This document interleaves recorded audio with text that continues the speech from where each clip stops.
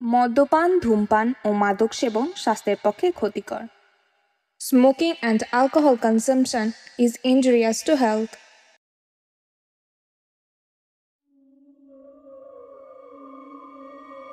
আজকের গল্পের সমস্ত চরিত্র ও ঘটনাবলী কাল্পনিক।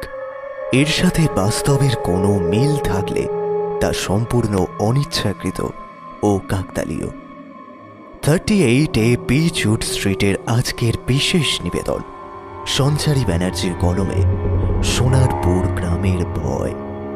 আজকের গল্প পাঠে রয়েছেন দেবাঞ্জন ও গল্পের সূত্রধর আমি সৌরভ। অন্যান্য চরিত্রে বর্ণালী, দিব্যেন্দু, পার্থ, মৌমিতা।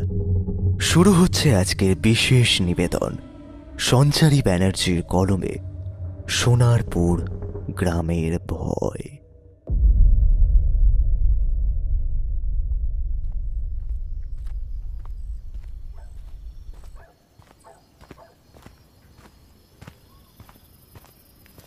অন্ধকার শুনশান রাস্তা, চারিদিকে একেবারে নিস্তব্ধ। সেই অন্ধকারের নিস্তব্ধতাকে ভেদ করে দুজনে এগিয়ে চলেছে। দুজনে মানে দীপক আর কুয়াশা। দুজনেই হাঁটছে। দুজনের হাতেই দুটো ব্যাগ আর মুখটা বিরক্তিতে ভরা। আর বিরক্ত হবে নাই বা কেন? এই গ্রামে কি দুজনের থাকার কথা ছিল? কিন্তু এখন নিরুপায় হয়ে থাকতে হবে। কিছুই করার নেই আর। আপাতত একটা থাকার জায়গা খুঁজতে হবে। সেই কারণে ওরা গ্রামে যাচ্ছে। আরে এটা কোন শ্মশান বলতো? চারপাশে এত অন্ধকার, আর কোনো লোকজন দেখতে পাচ্ছি না কেন? এইসবে তো গ্রামে ঢুকলাম, দাঁড়া, হয়তো আরো ওই তো একজন আসছে, চল ওনাকে জিজ্ঞাসা করি কোথায় জমিদার বাড়ি। একটা লোক, পরনে ধুতি পাঞ্জাবি, মাথায় কোঁকড়ানো চুল, তবে খুব কালো বোধ হয়, এবং চারিদিকে অন্ধকার থাকাতে লোকটার মুখ তেমন একটা বোঝা যাচ্ছে না। সে যাই হোক, সাহায্য পেলেই হলো। দীপক লোকটিকে ডাকলো। এই যে দাদা, একটু সাহায্য করতে পারবেন? বলতে পারবেন যে আপনাদের গ্রামে জমিদার বাড়িটা কোথায় আছে? লোকটি দাঁড়িয়ে পড়ল দীপকের কথা শুনে। অন্ধকারে দীপক আর কুয়াশাকে বেশ ভালো করে দেখে নিয়ে লোকটি গম্ভীর স্বরে জিজ্ঞেস করল, জমিদার বাড়ি যাবেন কেনে? কি দরকার সেখানটাতে? দীপক একবার কুয়াশার দিকে তাকিয়ে বলল, আজ রাতটা সেখানে থাকার জন্য। জমিদার বাড়িতে থাকবেন কেনে? আপনারা কোথা থেকে আসছেন? দেখুন, আমরা শহর থেকে আসছি। একটা কাজে গিয়েছিলাম আর কি, বাঘমুন্ডিতে। কাজ হয়ে গিয়েই ফিরছি আর কি। এখান থেকে কলকাতা ফেরার ট্রেনের টিকিটটা আগে থেকেই কাটা ছিল, কিন্তু তাড়াহুড়োই কোথায় যে হারিয়ে ফেলেছে টিকিটটা, আর খুঁজেই পাইনি। স্টেশনে গিয়েও আর টিকিট পেলাম না আর কি। নেক্সট ট্রেন আছে শুনলাম সেই কাল বিকেল 4টের সময়। তাই ভাবলাম কোথাও তো একটা থাকতে হবে।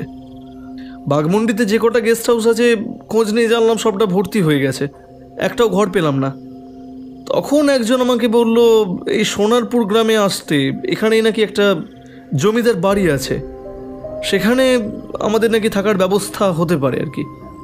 হ্যাঁ, জমিদার বাড়িটাতে আপনাদের থাকবার ব্যবস্থা হতে পারে, কিন্তু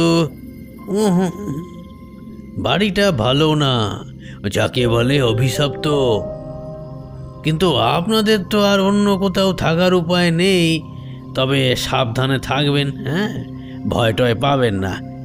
এই সোজা রাস্তা দিয়ে বাঁ দিকে মুড়লেই জমিদার বাড়িটাও পড়বে। যান, সাবধানে যান। কথাগুলো বলে লোকটি চলে গেল। এদিকে দীপক আর কুয়াশার লোকটার কথা কিছুই বোধগম্য হলো না। লোকটা কি বললো রে? ঠিক বুঝলাম না। বাড়িটা অভিশপ্ত মানে কি? আর ভয় পাবো কেন? ওটা কি ভূতের বাড়ি নাকি? যত সব আজগুবি। এই চল তো, এই গ্রামের লোক রে এরা, এদের সব কিছুতেই ভয়। কোন দিকে বললো যেন? সোজা গিয়ে বাঁ দিকে, চল। দীপক লোকটার কথাকে বিন্দুমাত্র পাত্তা না দিয়ে কুয়াশাকে নিয়ে এগিয়ে গেল। কুয়াশাও আর বেশি কিছু ভাবল না। বাঁদিকে মোড়ে জমিদার বাড়িটা পেয়ে গেল ওরা। বিশাল বড় জমিদার বাড়ির সামনে দাঁড়িয়ে আছে কিন্তু বাড়িটা প্রায় ভগ্নপ্রায়। বাড়িটার সিংহদ্বার ভেঙে পড়ে আছে সাইডে। দীপক আর কুয়াশা চারিপাশে দেখতে দেখতে এগিয়ে চলল। দুজনে বাড়ির ভিতরে প্রবেশ করল। বাড়িতে পুরনো কাঠের মেঝে, দেওয়ালে হালকা ফাটল, ওপরের সিলিং থেকে পুরনো আমলের একটা ঝাড়বাতি ঝুলছে। দেওয়ালে সব কাদের যেন ছবি ঝুলছে। এছাড়া ঘরে আর কোনো আসবাবপত্র নেই। ওপরে সিঁড়ি উঠে গেছে, দেখেই বোঝা যাচ্ছে জমিদার বাড়িটা বহুদিন ব্যবহৃত হয়নি। কুয়াশা চারিদিকে তাকিয়ে নিয়ে পাশে দাঁড়িয়ে থাকা দীপককে বলল, হ্যাঁ রে, এখানে কোথায় থাকবো বলতো? চল ওপরে যাই, নিশ্চয়ই কোনো ঘর পাওয়া যাবে।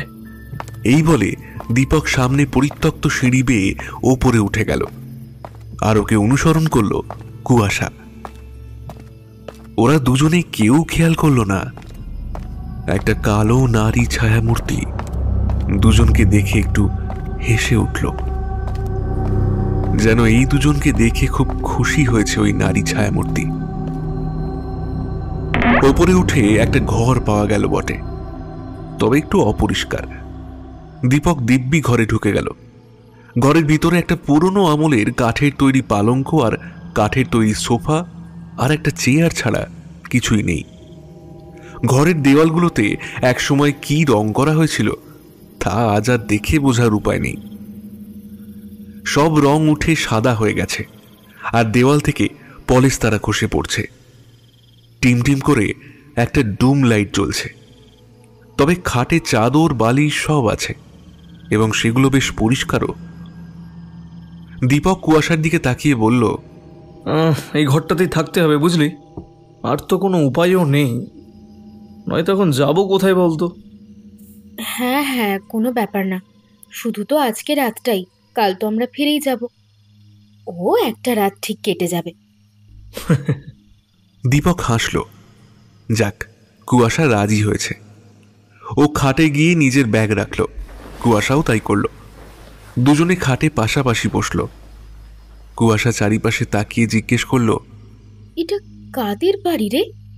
কে থাকতো এখানে? দীপক খাটে হেলান দিয়ে বলে, কি আশ্চর্য, তা আমি কি জানি, নিশ্চয়ই কোনো জমিদারের বাড়ি ছিল। নিজের ছবিগুলো দেখিস নি, ওদেরই কারোর হবে হয়তো। আমাদের জেনে কি লাভ ভাই?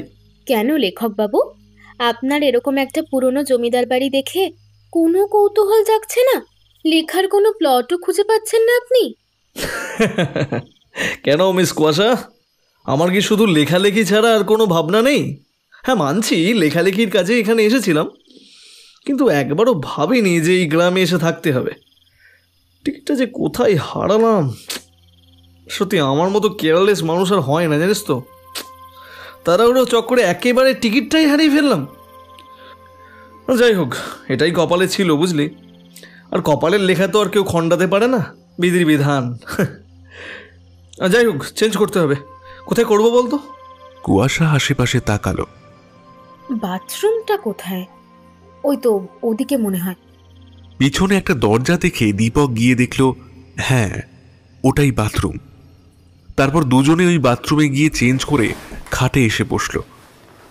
দুজনেই বাঘমুন্ডিতে খাওয়া দাওয়া সেরে এসেছে, তাই খিদে টিদে পাচ্ছে না। কুয়াশা খাটে বসে বলল, তোর চক্করে না পড়লে তো আর এখানে আসতে হতো না। তুই কিন্তু আগাগোড়া খুব হুজুগে, আর এই অভ্যেসটা তোর গেল না। সেই কলেজ থেকে সেই অভ্যেসটা রয়েই গেল। দেখ, আমি যদি লেখালেখির সাথে যুক্ত না থাকতাম তাহলে কখনোই বাঘমুন্ডিতে যেতাম না। তুই তো সব জানিস। আমি ভাবলাম সেই তো তোর কোথাও ঘোরা হয় না, তাই ভাবলাম এই ফাঁকে আমার সাথে ঘুরে আসবে। দীপকের কথার মাঝখানে হঠাৎই নিচ থেকে একটা বিড়ালের কান্নার আওয়াজ ভেসে উঠল, আর তাতে একটু চমকে উঠল কুয়াশা। বলল, কে রে নিচে? বিড়াল? বিড়ালের আওয়াজই মনে হচ্ছে। এখানে কোথাও থেকে এসেছে বোধহয়। তা যাক, তোর এবারে অনেক ইনফরমেশন জোগাড় হয়েছে তো, এবার লিখতে আর অসুবিধা হবে না নিশ্চয়ই? একদম না। কোনো জায়গার সম্বন্ধে লেখার আগে আমি কি আর এমনি এমনি সেই জায়গায় ঘুরতে আসি? এই জন্যই আসি যেন সঠিক সব ইনফরমেশন জোগাড় করে লিখতে পারি এবং সবটা নিজের চোখে দেখে লিখতে পারি। দীপক রায় একজন লেখক। গল্প থেকে প্রবন্ধ তার সব লেখাই পাঠকদের কাছে বেশ জনপ্রিয় হয়ে উঠেছে এবং তার একাধিক বই জনপ্রিয় হয়ে উঠেছে। দীপকের একটা বিশেষত্ব আছে, ও যে জায়গার সম্বন্ধে লেখে সেটা বানিয়ে লেখে না, নিজের চোখে ভালো করে দেখে নিয়ে তারপরেই লেখে, যার ফলে দীপকের পাঠকদের দীপকের লেখা পড়তে এত ভালো লাগে। কারণ সঠিক ইনফরমেশন থাকে, কোনো রকম ভেজাল থাকে না। এই তো এবারেই বাঘমুন্ডি নিয়ে একটা প্রবন্ধ লিখছে এবং সেই প্রবন্ধে যেন সব ইনফরমেশন ঠিকঠাক থাকে, তার জন্য বাঘমুন্ডিতে দীপকের চলে আসা। এবারে ভাবলো কুয়াশাকেও নিয়ে আসবে। কুয়াশা একটা স্কুলে পড়ায়, কলেজ থেকে বন্ধু দুজনে, এখনো তাদের দুজনের বন্ধুত্ব অটুট রয়ে গেছে। দীপকের সঙ্গে এর আগে দু এক জায়গায় ঘুরতে গেছে কুয়াশা। বাঘমুন্ডির নাম শুনে কুয়াশা নিজেই বলেছিল সে পুরুলিয়ার বাঘমুন্ডিতে কোনো দিন যায়নি, তাই ঘুরে আসাই যায়। দীপকের মনে হয়েছিল কুয়াশাকে বললে সে যাবে, কারণ এর আগেও দীপকের সাথে এরকম ঘুরতে এসেছে। তাছাড়া সব খরচই তো দীপক করে, তাই কুয়াশা চলে আসে। ওদের দুজনের বন্ডিং সাংঘাতিক স্ট্রং, সবকিছুতেই একে অপরের পাশে থাকে ওরা। দুজনেরই আলাদা করে অন্য কারোর সাথে কোনো প্রেমের সম্পর্ক নেই, তাই দুজনের ঘনিষ্ঠতা নিয়ে কোনো সমস্যা হয় না। এতক্ষণ বসেছিল কুয়াশা, এবার ও নিজেও শুয়ে পড়ল দীপকের পাশে। ওরা দুজন ছেলে মেয়ে বলে আলাদা করে কোনো ছুত মার্গ নেই ওদের মধ্যে। যে যেমনভাবে পারে মাঝে মধ্যে একে অপরের গায়ে পড়ে যায়, এটা নিয়ে ওদের দুজনের কোনো সমস্যা নেই। এমনকি ওদের দুজনের আর সব বন্ধু বান্ধবদেরও কোনো সমস্যা নেই ওদের এই সম্পর্ক নিয়ে। দীপক আর কুয়াশা পাশাপাশি শুয়েছিল, কেউ কোনো কথা বলছিল না। হঠাৎ দীপক কুয়াশার দিকে তাকালো। কুয়াশার পরনে একটা লাল রঙের ঢিলে ঢালা কুর্তি আর সাদা রঙের পালাজো। কুয়াশা সুন্দরী, ভীষণ সুন্দরী। দীপকের কোনোদিন কুয়াশাকে অন্যভাবে দেখতে ইচ্ছা করেনি, কিন্তু আজ করছে। দীপক আজ অদ্ভুতভাবে কামনার দৃষ্টিতে তাকিয়ে আছে ওর প্রিয় বন্ধুর দিকে। কুয়াশার ফিগারটা যেন হঠাৎ করেই দীপককে তীব্র আকর্ষণ করে। কুয়াশাও তাকিয়েছে দীপকের দিকে। দীপকের অন্যরকম দৃষ্টি দেখে কুয়াশা কেমন লজ্জায় গুটিয়ে যেতে থাকে। বেশ কদিন ধরে ওর দীপককে বেশ অন্যরকমভাবে ভালো লাগছে। ও বুঝতে পারছে না এটা প্রেম না অন্য কিছু। দীপক হঠাৎ করেই নিজের ওপর সমস্ত কন্ট্রোল হারালো। কুয়াশার দিকে এগিয়ে এলো। কুয়াশা দীপকের অভিসন্ধি বুঝতে পেরে দূরে সরে যায় আর কাঁপা কাঁপা কণ্ঠে বলে, কি করছিস তুই? দীপক ওর ঠোঁটে একটা আঙুল রেখে কুয়াশাকে চুপ করতে বলে। তারপর কুয়াশার একদম কাছে গিয়ে তাকে অবাক করে দিয়ে তার ঠোঁটে চুম্বন করে। আরো একটু এগিয়ে খামচে ধরে কুয়াশার বাঁদিকের নরম স্তন। দীর্ঘ চুম্বনের পর কুয়াশার কুর্তিটা পেটের ওপর থেকে তুলে তার নাভিতে একটা চুম্বন করে দীপক। শিহরিত হয় কুয়াশা এবং এক হাত দিয়ে খিমচে ধরে দীপকের চুলগুলোকে। ওরা দুজনে নিজেরাও বুঝতে পারছে না কেন হঠাৎ করে দুজনে এমন কামনায় মেতে উঠল। এর আগেও দুজনে ঘুরতে গিয়ে একই ঘরে রাত কাটিয়েছে, এমনকি পাশাপাশি শুয়েওছে। এইভাবে একে অপরকে কাছে পেয়ে শরীর এত জেগে ওঠেনি, কিন্তু আজ জেগে উঠেছে। আর দুজনেই নিজেদের এই শারীরিক ইচ্ছেটাকে দমিয়ে রাখতে পারছে না। হঠাৎ করেই দুজনে মেতে ওঠে এক শারীরিক খেলায়। দীপক নিজের পোশাক খুলে ফেলে, এবার আস্তে আস্তে অনাবৃত করে কুয়াশাকে। তার পরনের কুর্তি পালাজো সব খুলে ফেলে তারপর দুজনে শুয়ে পড়ে বিছানায়। দীপক বিছানায় থাকা চাদরটা দিয়ে নিজেদের নগ্ন দেহটাকে ঢেকে কুয়াশার ওপর শোয়ে। আস্তে আস্তে অধিকার করতে থাকে কুয়াশার নরম শরীরটাকে। কুয়াশার ঠোঁট, গলা, পেট, এমনকি দুই স্তনেও আদর করতে ছাড়ে না। কুয়াশা কোনো রকম বাধা দিতে পারে না, শুধু 2 হাত দিয়ে আঁকড়ে ধরে থাকে তার পরম বন্ধু দীপককে। এটা যে একটা অচেনা ঘর, এটাও তাদের এই মুহূর্তে হুঁশ নেই। তারা দুজনে এই সময় কামনার জগতে হারিয়ে গেছে। দীপকও জানতো না ওর মধ্যে এই কামনার আগুনটা অনেকদিন আগেই লেগেছিল, শুধু এতদিন টের পায়নি। হয়তো দুজনের কেউই না। দীপক এবার কুয়াশার প্যান্টিটা খুলে ফেলে, তারপর কুয়াশার ভেতরে ও পুরোপুরি নিজেকে প্রবেশ করায়। কুয়াশাও চিৎকার দিয়ে ওঠে। দীপকের ঝাঁকুনিতে পুরনো খাটটা কাঁপতে থাকে, আর তার সঙ্গে পাল্লা দিয়ে চলতে থাকে কুয়াশার চিৎকার। ওরা দুজনে বুঝতেও পারে না ওদের এই যৌন লীলা প্রত্যক্ষ করছে একজন, ঠিক বাইরে দাঁড়িয়ে। একটা ছায়ামূর্তি দুজনকে প্রত্যক্ষ করছে, আর তার মুখে ফুটে উঠেছে এক ধরনের ক্রূর হাসি। এবার তার খেল শুরু হবে। ওদিকে দুজনে শারীরিক সম্পর্ক করে ক্লান্ত হয়ে বিছানাতেই লুটিয়ে পড়ে। এক হাত দিয়ে কুয়াশা দীপককে জড়িয়ে ধরে শুয়ে আছে, আর দীপকও জড়িয়ে রেখেছে কুয়াশাকে। দুজনেই প্রথমবার শারীরিক মিলন করে ক্লান্ত হয়ে গেছে। একসময় নীরবতা ভঙ্গ করে কুয়াশা বলে উঠল, দীপক, তুই কি ভালোবাসিস আমাকে? হ্যাঁ রে, আমি তোকে ভালোবাসি, কিন্তু দেখ, সেটা এতদিন আমি বুঝতেই পারিনি, কিন্তু আজ তোর কাছাকাছি এসে বুঝতে পারি সেটা। ঠিকই বলেছিস তুই। এখানে না এলে, বিশেষ করে এইভাবে শারীরিক সম্পর্কে লিপ্ত না হলে, আমরা কিন্তু একে অপরকে আবিষ্কার করতে পারতাম না। আমিও তোকে খুব ভালোবাসি দীপক, কিন্তু সেটা এতদিন আমি রিয়েলাইজ করতে পারিনি। ওদের কথার মাঝখানে আবারও নিচ থেকে একটা বিড়াল কেঁদে ওঠে। হ্যাঁ রে, বিড়ালটা আবার ওইভাবে কাঁদছে কেন? কি হয়েছে বলতো ওর? এখানে আসার সময় তো কোনো বিড়াল চোখে পড়েনি। আমি কি জানি, হয়তো এসেছে কোথাও থেকে। না, শোন, তোকে একটা কথা বলার ছিল। ফিরে গিয়ে কিন্তু আমরা বিয়ে করব। দীপক পুরো কথাটা শেষ করতে পারল না। তার আগেই একটা বিকট আওয়াজে একটা পেঁচা নিচ থেকে ডেকে উঠল। এমনই বিশ্রী আওয়াজ যে সেই আওয়াজে কুয়াশা কেমন ভয় পেয়ে গেল। কি ডাকলো রে ওটা? পেঁচা? কি বিশ্রী আওয়াজ! নিচ থেকে আওয়াজ ভেসে এলো তো। কোথা থেকে এলো পেঁচা? নিশ্চয়ই কোথাও উড়ে এসেছে মনে হয়। বাদ দে, চল না একবার নিচে যাই, গিয়ে দেখি। যাবি? কিছুক্ষণ আগে ঘটে যাওয়া শারীরিক মিলনের কারণে মনটা এই মুহূর্তে বেশ ফুরফুরে হয়ে আছে দীপকে, তাই উঠতে ইচ্ছা করছে না।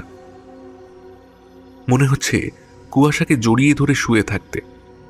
তাই কুয়াশার প্রস্তাবকে নাকচ করে দিয়ে দীপক বলল, ছাড় না, নিচে গিয়ে কি হবে? ফাঁকা বাড়িতে বিড়াল পেঁচা কোথাও থেকে ঢুকে পড়েছে হয়তো। ওসব দেখে আমরা কি করব বল? কুয়াশা উঠে বসে বলল, চল না একবার গিয়ে দেখি। একে একটা অচেনা অজানা জায়গা, তার উপর এত পুরনো একটা বাড়ি। আমরা তো আজ রাতে এখানে থাকবো নাকি? একবার চো না, দেখে নি। কোন একটা বিষাক্ত প্রাণী ঘুরে বেড়াচ্ছে, যদি কোনো বিপদ হয়। চো না রে, তুই কি বলিস? এবার দীপকেরও মনে হলো কথাটা ঠিকই, একবার গিয়ে অন্তত দেখা উচিত। এটা ভেবে নিয়ে উঠে বসে জামা কাপড় পরে নিল, তারপর বিছানা থেকে নেমে নিচে যাবে বলে ঘর থেকে বের হলো। কুয়াশাও নিজের কুর্তি আর পালাজো পরে নিয়ে বেরিয়ে এলো। দুজনে নিচে এসে দেখল সবকিছু ঠিকই আছে। পুরো হলঘর ওরা যেমন দেখে ওপরে উঠেছিল ঠিক তেমনই আছে, পুরো ফাঁকা। কিন্তু তাহলে বিড়াল বা পেঁচা কোথায়? একটু আগে যাদের আওয়াজ ওরা পাচ্ছিল। দীপক চারিপাশে তাকালো, কোথাও কিচ্ছু দেখতে পেল না। এবার পেঁচার আওয়াজ ওপর থেকে আসতে লাগলো। দুজনেই চমকে ওপরে তাকালো। এটা ওপর থেকে আসছে না? চল না একবার ওপরে গিয়ে দেখি। দুজনে ওপরে এলো, কিন্তু কোথাও কোনো পেঁচা খুঁজে পেল না, এমনকি নিজেদের ঘরেও না। দীপক কিছুক্ষণ কি যেন একটু ভাবলো, তারপর ঘরের জানালা খুলে একবার বাইরেটা তাকালো, তারপর হেসে ফেলল নিজেই। ওকে হাসতে দেখে কুয়াশা জানলার কাছে এসে জিজ্ঞেস করলো, কি রে, হাসছিস কেন? কি দেখছিস? আয় তুইও দেখবি, আয়। ওই দেখ, ওই যে দূরে একটা গাছের ডালে বোধহয় কোনো প্যাঁচা বসে আছে। দেখ, এখান থেকেও তার চোখ দুটো জল জল করছে। দেখ ভালো করে দেখ ভালো করে দেখ, বোঝা যাচ্ছে। ওই প্যাঁচার আওয়াজই আমরা পেয়েছি, বুঝলি? কুয়াশাও দেখল ঠিকই দূরে একটা পেঁচা বসে আছে, তবে কালো রঙের বাইরের অন্ধকার, তাই স্পষ্টভাবে বোঝা যাচ্ছে না, কিন্তু তার চোখগুলো জলজল করছে। সম্ভবত এদিকেই তাকিয়ে আছে। কুয়াশা বলল, কিন্তু আমার তো মনে হচ্ছিল নিচ থেকে আসছে, তারপর নিচে গেলাম যখন, তখন আবার মনে হলো উপর থেকে আসছে। দীপক খাটে গিয়ে বসে বলল, আরে ঘরটা ফাঁকা না, সেই জন্যই ওরকম মনে হচ্ছিল। কুয়াশাও খাটে এসে বসল।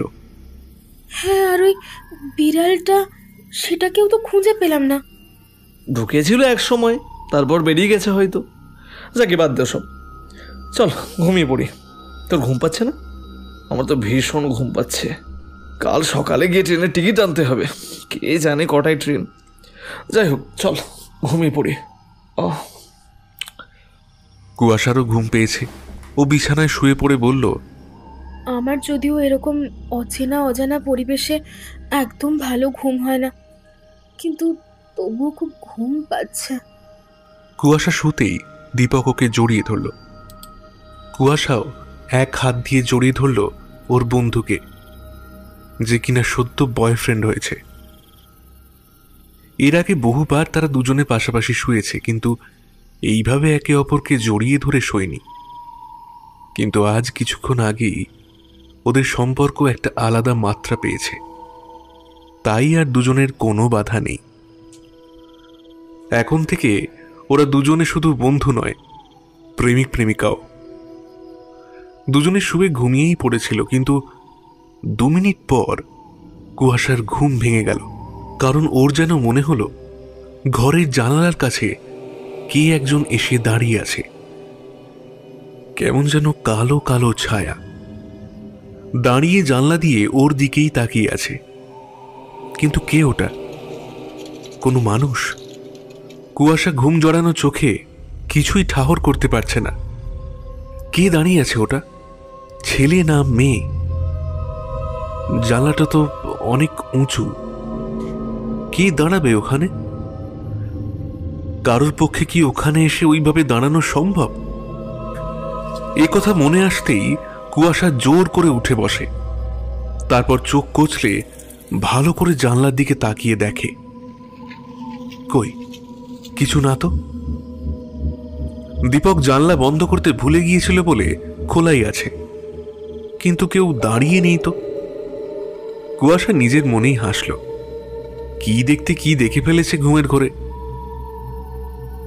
আবারও শুতেই যাচ্ছিল, কিন্তু আবার একবার একটা বিড়ালের আওয়াজ ভেসে এলো, তবে কান্নার নয়, কেমন যেন ভয় পাওয়ার আওয়াজ। কুয়াশা এবার দীপকের দিকে তাকালো, দেখল দীপক বেঘোরে ঘুমোচ্ছে। ওকে ডাকাটা ঠিক হবে না। কুয়াশা ভাবল ও একাই যাবে, গিয়ে দেখবে কোথা থেকে আসছে বিড়ালের ডাক। কুয়াশা খাট থেকে নেমে ঘরের বাইরে আসতেই বিড়ালের দেখা পেল। ওই তো একটা বিড়াল ঘুরছে, কিন্তু সাদা নয়, কালো বিড়াল, চোখগুলো যেন জ্বলছে। কুয়াশা এগিয়ে গেল বিড়ালটার দিকে। ওর বিড়াল বেশ ভালো লাগে, বেশ কিউট দেখতে হয় এরা। কিন্তু বিড়ালটার কাছে যেতেই ও থমকে গেল। বিড়ালটা কেমন রাগী রাগী দৃষ্টিতে তাকিয়ে আছে ওর দিকে। এত রাগ কেন বিড়ালটার সবুজ চোখের মণি জুড়ে? যেন মনে হচ্ছে এক্ষুনি ওকে কামড়ে ছিঁড়ে ফেলবে। কুয়াশা ভয় আর এগোয় না। ও ঘরে ঢুকতে যায়, কিন্তু হঠাৎই ওর মনে হলো কে যেন মেয়েলি স্বরে বলে উঠল, এখানে এসে ভুল করেছ, ফিরে যেতে পারবে না।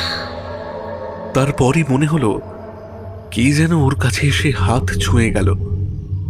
চমকে উঠে চারিদিকে তাকালো কুয়াশা। কে বলল কথাটা?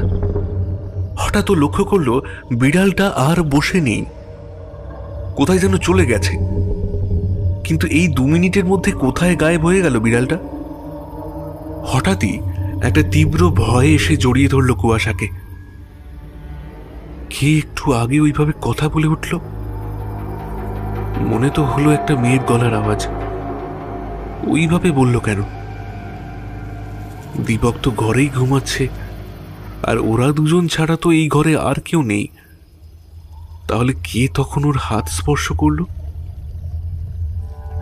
কুয়াশা ভয়ে আর দাঁড়িয়ে না থেকে ঘরে চলে আসে। আর ঠিক তখনই ওর জানলার দিকে চোখ যায়, আর ও একটা অদ্ভুত জিনিস দেখে। জানলায় কি যেন কালো একটা জিনিস দেখা যাচ্ছে। না, কালো কোনো ছায়া নয়, মনে হচ্ছে কালো চুল না কি যেন একটা। জানলায় কালো চুল কোথা থেকে এলো? কুয়াশা ভয়ে পা টিপে টিপে জানলার কাছে যাচ্ছিল দেখার জন্য, কিন্তু হঠাৎই মিউ আওয়াজে ঘর থেকে বাইরে বেরিয়ে দেখলো সেই বিড়ালটা আবার আগের জায়গাতেই এসে বসে আছে। আরে কি আশ্চর্য, বিড়ালটা কোথা থেকে উড়ে এলো? উফ, কি বিভৎস দৃষ্টি নিয়ে তাকিয়ে আছে কুয়াশার দিকে। এত রাগ কেন বিড়ালটার ওর ওপর? বিড়াল কি এত রাগ নিয়ে কারোর ওপর তাকিয়ে থাকতে পারে? কিন্তু এলোই বা কোথা থেকে? তখনই বা কোথায় গায়েব হয়ে গিয়েছিল? এসব কি হচ্ছে কুয়াশার সাথে? কি সব দেখছে ও? কুয়াশা ভয়ে ঘরে ঢুকে যায়। ঘরে ঢুকে বিছানায় চুপ করে বসে পড়ে। কেউ কি আছে এই ঘরে? ওকে কি কেউ ভয় দেখাচ্ছে? কিন্তু কেউ কেন ভয় দেখাতে যাবে ওকে? এই বাড়িতে কেউ থাকে না। তবে কি এই বাড়িতে কিছু আছে? সেই লোকটা এই বাড়িটা অভিশপ্ত বলেছিল কেন? তবে কি এই বাড়িতে কোনো আত্মা আছে? কুয়াশা কোনোদিন ভূত প্রেত আত্মায় বিশ্বাস করেনি, কিন্তু এখন ওর সঙ্গে যা হচ্ছে তার কোনো ব্যাখ্যা ও নিজেই খুঁজে পাচ্ছে না। ওই কালো বিড়ালটা ওরকম অস্বাভাবিক আচরণ করছে কেন? ওই মেয়ের গলার আওয়াজটা কার ছিল? কে ওইভাবে স্পর্শ করলো তখন? এসব কি হচ্ছে? সবই কি ওর ভ্রম? কিরে, তুই ঘুমাসনি? হঠাৎ দীপক ঘুম থেকে উঠে বসল আর কুয়াশাকে বিছানায় বসে থাকতে দেখে প্রশ্ন করল। দীপককে দেখেই কুয়াশা দীপকের কাছে এগিয়ে গিয়ে বেশ ভীত স্বরে বলল, দীপক, দীপক জানিস এই বাড়িতে কিছু না কিছু একটা আছে রে। তুই জানিস কি হয়েছে? দীপক চোখ কচলে বলল, কি হয়েছে? আর তুই এত ভয় পেয়েছিস কেন? হ্যাঁ, সেই যে বিড়ালের আওয়াজটা আমরা পেয়েছিলাম, মনে আছে তোর? সেই বিড়ালটাকে আমি দেখেছি। একদম একদম কালো কুচকুচে, আর চোখের মণিগুলো না সবুজ। তুই বললে বিশ্বাস করবি না, কি অসম্ভব রাগে বিড়ালটা। আমার দিকে কি বিভৎস দৃষ্টিতে তাকিয়েছিল। আর জানিস, আমি যখন বাইরে গিয়েছিলাম তখন কোনো একটা মেয়ে বলে উঠল, এখানে এসে ভুল করেছো, আর ফিরতে পারবে না। আমি স্পষ্ট শুনেছি। আর হঠাৎই আমার হাত যেন কোনো একটা অদৃশ্য ছায়া এসে ছুঁয়ে দিল, কিন্তু আমি কাউকে দেখতে পেলাম না জানিস। তারপর ওই বিড়ালটা হঠাৎ করে কোথাও একটা গায়েব হয়ে গেল। আর এখন বাইরে গিয়ে দেখ, আবার কোথা থেকে এসে হাজির হয়েছে। তারপর ওই যে জানলায় কি জানি কার কালো কালো চুল দেখতে পাচ্ছিলাম। দীপক, আমার খুব ভয় করছে। আমার সবকিছু কিরকম একটা অস্বাভাবিক লাগছে। দীপক কুয়াশার কথাগুলো মন দিয়ে শুনল, কিন্তু বুঝলো না কিছুই। ও একটু মাথা চুলকে বলল, তুই কি সব বলছিস? আমি কিছুই বুঝতে পারছি না। কালো বিড়াল তোর দিকে রাগি চোখে তাকিয়েছিল? বিড়াল আবার তোর দিকে রাগি চোখে তাকাবে কেন? আর কে বলবে এখান থেকে চলে যেতে? হ্যাঁ, আমার মনে হয় তুই কোনো কিছু দেখে ভীষণ ভয় পেয়ে গেছিস। তুই এক কাজ কর, শুয়ে একটু ঘুমিয়ে পড়। এরকম বড় বাড়িতে একটু ভয় লাগে মানুষের। তোর মনে হয় আমি ভয় পেয়েছি বলে আজগুবি জিনিস দেখেছি? আরে না, আমি একটু আগে যা দেখেছি সবটা সত্যি, আমায় বিশ্বাস কর। আর এসব দেখেছি বলেই তো আমি ভয়টা পাচ্ছি। তুই বাইরে গিয়ে দেখ, বিড়ালটাকে দেখ, আমি মিথ্যা কথা বলছি না, আমি সত্যি বলছি, তুই বাইরে গিয়ে দেখ একবার। কুয়াশা ভয়ে একটা হাত আঁকড়ে ধরে দীপকের। কুয়াশাকে এইভাবে বাচ্চাদের মতো ভয় পেতে দেখে হেসে ফেলে দীপক আর বলে, ঠিক আছে, দেখছি। আসলে কি জানিস তো, এটা তো পুরনো জমিদার বাড়ি, তার মধ্যে ফাঁকা, যার জন্য তুই এত ভয় পাচ্ছিস, বুঝলি? ওসব তোর ভ্রম ছাড়া কিছুই নয়। তুই ভ্রম নয়, মেয়েটা যা শুনেছে তার সব সত্যি। আমি সত্যি আছি, দেখবি আমাকে, দেখবি তোরা।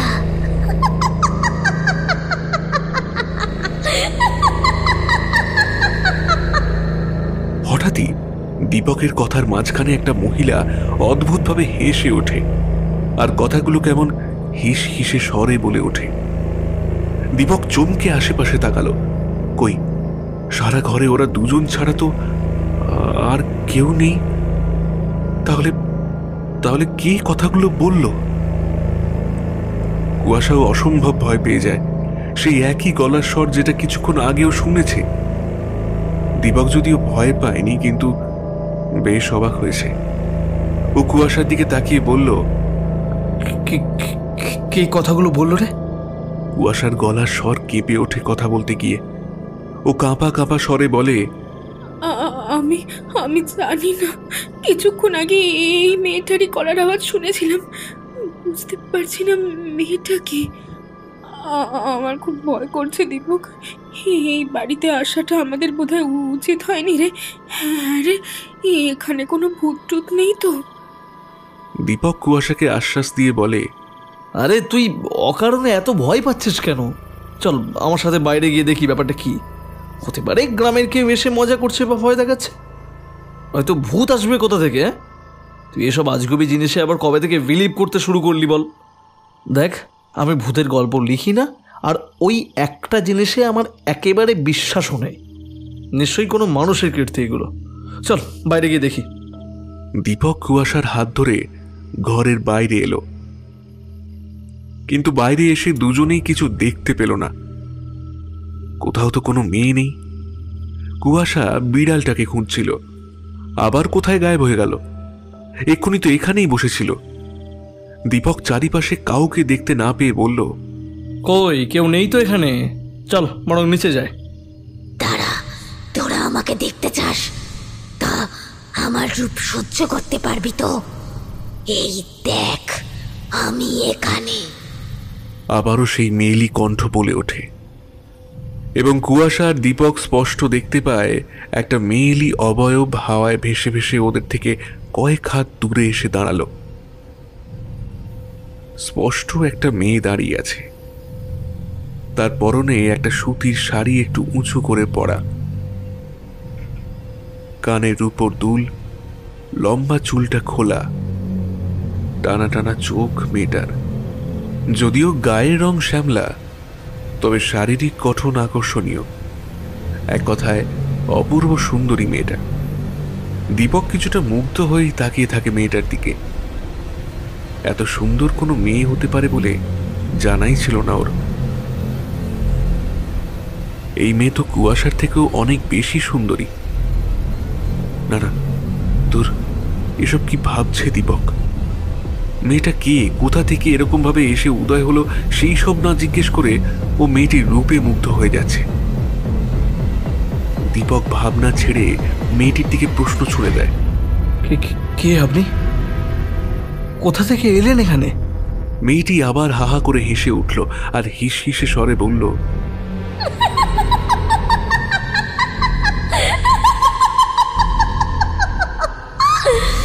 বাহ, চমৎকার! আমার বাড়িতে এসে আমাকে জিজ্ঞেস করছিস যে আমি কে? তোদের সাহস তো মন্দ নয়। এটা আপনার বাড়ি? আপনি কে? এটা আপনার বাড়ি কিভাবে? কুয়াশাও ভয়ে ভয়ে তাকিয়ে আছে মেয়েটার দিকে। ও নিজেও বুঝতে পারছে না মেয়েটা কে।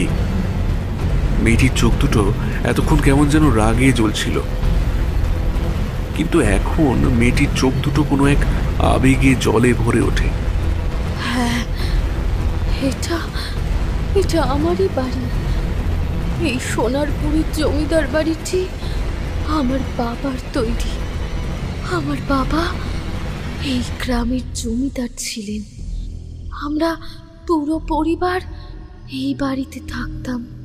কত সুখে আনন্দে আমাদের জীবন কাটত। কিন্তু মানুষের সহ্য হলো না। আমার বাবার এই অঢেল সম্পত্তির লোভে পড়ে আমারই বাবার বিশ্বস্ত কিছু লোক, যাদেরকে বাবা নিজের বন্ধু বলে পরিচয় দিত, তারাই এসে রাতের অন্ধকারে খুন করলো আমার বাবাকে। শুধু কি তাই, আমাকেও বাঁচতে দিল না। কিন্তু মারা গেলে কি হবে, এই বাড়ির মায়া আমি ত্যাগ করতে পারিনি। এই বাড়িতেই আমি রয়ে গেছি। আর এই বাড়িটা শুধু আমার, তাই এখানে যেই আসুক না কেন আমি তাকে বাঁচতে দিই না। তোদের এত বড় সাহস, তোরা এখানে এসেছিস, আমার ঘরটাকে অপবিত্র করেছিস, ওই ঘরে শারীরিক মিলন করেছিস। তোদেরকে আমি ছাড়বো না। মেয়েটি এগিয়ে আসতে যাচ্ছিল, কিন্তু হঠাৎ দীপক কেমন যেন অদ্ভুত স্বরে বলে উঠল, দাঁড়াও, আর এগিয়েও না। প্রথমত আমরা জানতাম না আসল সত্যিটা। যদি জানতাম তাহলে কখনোই এখানে আসতাম না। আর বিশ্বাস করো, আমরা শুধু এখানে থাকতে এসেছি, কোনো ক্ষতি করতে আসিনি। আর রইল বাকি ওই ঘরে মিলিত হওয়ার ব্যাপারটা, তো সেটাও বলবো ভুল করে ফেলেছি। ওটা হঠাৎ করে হয়ে গেছে, তার জন্য আমি ক্ষমা প্রার্থী। মানে তবে আমি জানি তুমি খুব ভালো মেয়ে, কখনোই আমাদের কোনো ক্ষতি করবে না। তুমি ভূত হও আর যাই হও, তোমার হৃদয় আছে। আমার মন বলছে তুমি কোনো ক্ষতি করবে না আমাদের। দীপকের কথা শুনে মেয়েটির চোখ বড় বড় করে তাকিয়ে আছে দীপকের দিকে। কুয়াশাও অবাক হয়ে গেছে নিজের বন্ধুর কথা শুনে। দীপক এমনভাবে কথা বলছে কেন? তোমার আমার প্রতি হঠাৎ এত বিশ্বাস কেন? তুমি জানো না আমি মানুষ নই? আমি চাইলেই তোমার ক্ষতি করতে পারি। তোমাকে দেখলে মনে হয় না যে তুমি ক্ষতি করতে পারো বলে। তবে যদি তোমার ইচ্ছা হয় তো করো আমাদের ক্ষতি। কিন্তু আমার মনে হয় না তুমি তো পারবে বলে, কারণ তুমি নিজেও অনেক দিন ধরে এখানে বন্দী। সত্যি এর আগে অনেকে এসেছে, তাদেরকে আমি ভয় দেখিয়ে এখান থেকে তাড়িয়ে দিয়েছি, কিন্তু তাদের প্রাণে মারিনি। আর তার দরকারও পড়েনি, কারণ তারা ভয়ই চলে গেছে। কিন্তু তোমার মতো আমাকে এইভাবে কেউ বোঝেনি। আচ্ছা, তুমি কি করে বুঝলে? আমি একজন লেখক, যে কোনো মানুষের মনের ভিতরে জমে থাকা দুঃখ কষ্টকে অনুভব করতে পারি। এটা আমাদের সব লেখকদের একটা প্রতিভা বলতে পারো। আর রইল বাকি তোমার ব্যাপার, তো এইটুকু বলতে পারি, আমি ভূত প্রেতে বিশ্বাস করি না। তাই জানি না তুমি আদেও আছো কিনা, মানে সত্যি তুমি আত্মা কিনা। কিন্তু একটাই অনুরোধ করব, প্লিজ আমাদের কোনো ক্ষতি করো না। আর যদি শাস্তি দিতেই হয় তাহলে আমাকে দাও, কিন্তু ওকে ছেড়ে দাও, এতে ওর কোনো দোষ নেই। কুয়াশার চোখে জল চলে আসে দীপকের কথা শুনে। দীপক সত্যি ওকে খুব ভালোবাসে। মেয়েটি বলল, খুব ভালোবাসো একে অপরকে, তাই না? তোমাদের মতো কেউ কোনোদিন আসেনি এখানে, তাই তোমাদের আমি ক্ষমা করে দিলাম। তবে এক্ষুনি এই বাড়ি ছেড়ে চলে যাবে, আর 1 মিনিটও এখানে থাকবে না। আর হ্যাঁ, সবাইকে বলবে আমরা যারা আত্মারা আছি তারাও কিন্তু মানুষদের মতো দয়া মনে রাখতে পারি। কিন্তু মানুষরা আজকাল দয়া মায়া সব হারিয়ে ফেলেছে, এমনকি নিজের মনুষ্যত্ব পর্যন্ত বিকিয়ে দিতে তারা 2 বার ভাবছে না। মানুষরা বেশিরভাগ খারাপ হতে পারে, কিন্তু আমরা আত্মারা সবাই এক নই। যাও, পালাও। কুয়াশার দীপক এক মুহূর্ত সময় নষ্ট না করে দুজনে ব্যাগপত্র নিয়ে বেরিয়ে আসে ওই জমিদার বাড়ি থেকে। কুয়াশা লক্ষ্য করে সেই কালো বিড়ালটা গেটের কাছে বসেই ওর দিকে তাকিয়ে আছে। যে রাগ বিড়ালটার চোখে আগে দেখেছিল সেই রাগ আর এখন নেই। তার বদলে চোখ দুটিতে ফুটে উঠেছে মায়া। খুব সরলভাবে তাকিয়ে আছে কুয়াশার দিকে। বোধহয় ওই মেয়েটার পোষা। এখন যেহেতু দেখেছে ওর মালকিন ক্ষমা করে দিয়েছে, তাই বিড়ালটিও হয়তো ক্ষমা করে দিয়েছে ওদেরকে। কুয়াশা হাত নাড়ল বিড়ালটার উদ্দেশ্যে। বিড়ালটাও অদ্ভুতভাবে এক হাত তুলে বিদায় জানালো ওদের। দীপক, এখন তো ভোর হয়ে গেছে, আমরা কোথায় যাব? দীপক কুয়াশার একটা হাত ধরে বলল, জানি না, চল গ্রামের কারোর বাড়িতে যদি আশ্রয় পাই তো থেকে যাব, তারপর বিকেলে ট্রেন ধরে সস্থানে। তুই আমাকে এতটা ভালোবাসিস দীপক, আমি তো জানতাম না রে। হয়তো এখানে না এলে আমার জানাও হতো না। তবে এই যে অভিজ্ঞতা হলো, এটা আমি কোনোদিনও ভুলবো না রে। সত্যি ভুলবো না রে। আদেও ভূত প্রেত হয় বলে বিশ্বাসই করিনি, কিন্তু আজ নিজের চোখে যা দেখলাম তারপর তো বিশ্বাস না করার আর উপায়ও রইল না। সত্যি এই অভিজ্ঞতা আমিও আজীবন ভুলব না। দীপক আর কুয়াশা আরো একবার তাকালো ভগ্ন জমিদার বাড়ির দিকে। তারপর দুজনে হাত ধরে হাঁটা দিল। ওরা দুজনে কেউ খেয়াল করল না সেই মেয়েটির প্রেতাত্মাও হঠাৎ করেই ওই জমিদার বাড়ি থেকে উড়ে আকাশে কোথাও মিলিয়ে গেল। তবে কি সে মুক্তি পেয়ে গেল? এর উত্তর সত্যিই অজানা।